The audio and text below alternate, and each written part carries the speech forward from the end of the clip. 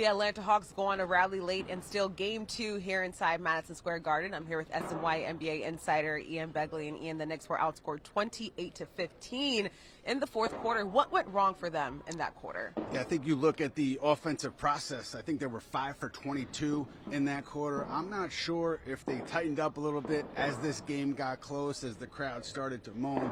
But what you saw was Karl-Anthony Towns just 2 shot attempts when he came back on the floor with Jalen Brunson. And I know the non-Brunson Towns lineups will get a lot of focus. The Knicks were outscored by 7 when those 2 were off the floor. But bottom line is they both came back in. Knicks had a 9-point lead. That's a game you expect them to close. This one is going to sting as they head to Atlanta. Let's stick with the lineups here. Mike Brown, there was a lot of praise after Game 1 as far as the coaching job that he did. What do you make of the different lineups that he decided to go with in the fourth quarter and the fact that he took that last timeout with 2 minutes and 43 seconds left in the fourth? Right, yeah, so he said that he just wanted to get that offense back into rhythm when he took that timeout, actually when Jalen Brunson was driving the basketball. So a little bit of a strange timeout there, but he also said if he had one late in the game on that final possession, he likes to get everybody in motion and not to slow things down and give the defense a chance to get set. So hypothetically, if he had saved it, he still likes to get everybody going. But the lineups, I think, are everyone's right to question those because, yes, while Brunson and Towns did have that 9-point lead, you can't afford to lose those stretches with those guys on the bench the way they did.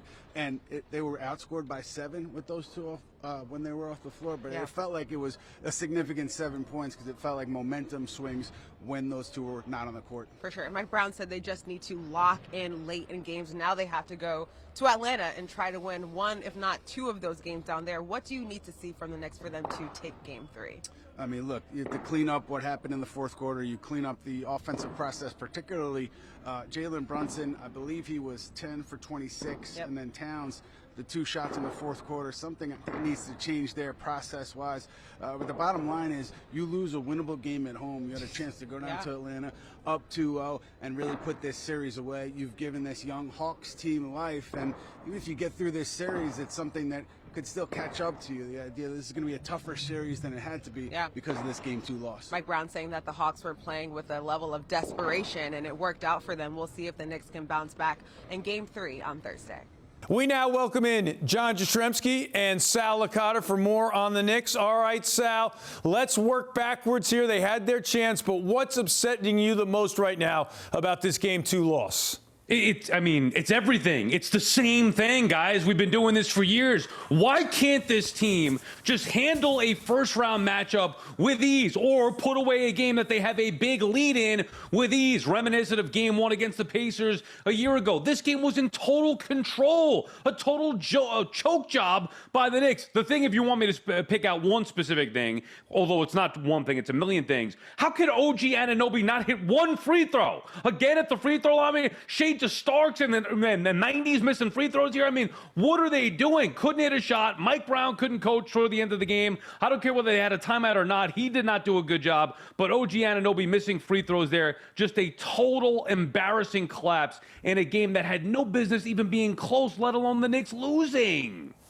For me, it's pretty simple. The best player on the team was not good enough. And I know you're going to see the stat numbers for Jalen Brunson, see a boatload of points. You're going to see the 2 late threes, the quote-unquote captain clutch. He needs to get his teammates involved. When the Knicks were humming and they were cooking in this game to start it off, everybody was involved. It was Josh Hart. Then in the third quarter, it was Karl-Anthony Towns. It was balance up and down. In the fourth quarter, it turned into the Jalen Brunson show. He took a couple of terrible shots. He got absolutely exposed defensively. The Atlanta Hawks went after him possession after possession after possession. And to piggyback off of Sal, I know I was only limited to one reason why they ended up choking the game, but I'm giving you a second because I'm with my guy Licata on this. Mike Brown had a horrific game. Absolutely horrific. If you look at the breakdown of minutes for Karl-Anthony Towns and Jalen Brunson, I know this was not a great Brunson game. They get into foul trouble. They can't be on the bench as long as they were in the fourth quarter. To start off the second quarter, when the Knicks were humming, end of the quarter, they're up double digits, give or take. Then Atlanta goes on a run. You see it with Cat and with Brunson on the bench. They're your two best players. They can't have stretches for 11 or 12 minutes in this game, Eamon, where both of them are not on the court. Certainly questionable there by the head coach, who's now facing an early gut check here in the first round. And, you know, Sal, one game does not a villain make, but they have to come up with some answers here on C.J. McCollum, because he ran his mouth after game one, and he backed it up in game two. Yeah, and by the way, how about the Garden crowd shut the hell up?